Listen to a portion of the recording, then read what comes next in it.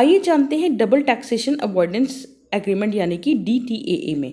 देखिए दोस्तों, कुछ ऐसी कंट्रीज़ हैं जिसके साथ इंडिया ने एक double taxation avoidance agreement sign किया हुआ है।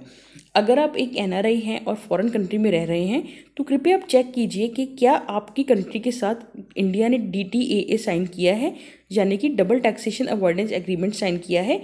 अगर तो किया है तो आपको इसमें फ़ायदा हो जाएगा, क्योंकि जो भी आपका TDS कटता है वो कम कटेगा एज़ कम्पेयर टू अगर आपके कंट्री ने वो जो DTAA है वो साइन नहीं किया हुआ।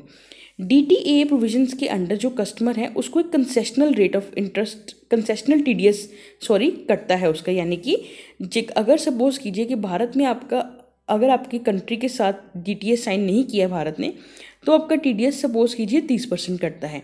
मगर अगर आपकी कंट्री के साथ भारत ने DTAA साइन किया है तो जो आपका TDS है वह कम कटेगा, यानी कि उससे थोड़ा कम कटेगा, बिकॉज आपकी कंट्री ने डबल टैक्सेशन ट्रीटी को, अवॉइडेंस एग्रीमेंट को साइन किया हुआ है।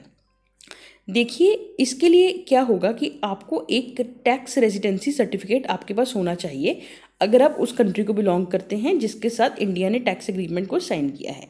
तो अगर आपके पास टैक्स सर्टिफिकेट है यानी कि टैक्स रेजिडेंसी सर्टिफिकेट है, आप वो यहाँ पे दिखा सकते हैं और अपना जो कंसेशनल रेट ऑफ जो डिडक्शन है वो पा सकते हैं।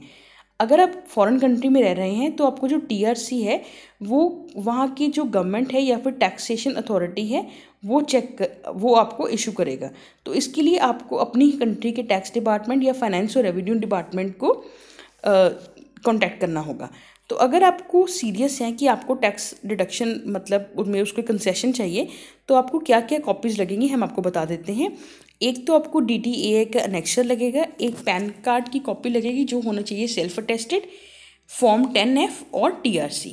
फॉर्म 10F एक सेल्फ डिक्लेरेशन है जो कस्टमर को सबमिट करनी पड़ती है, जहाँ पे TRC सभी जितने भी प्रिस्क्राइब्ड इनकम टैक्स लॉ है उनको मेंशन नहीं करता।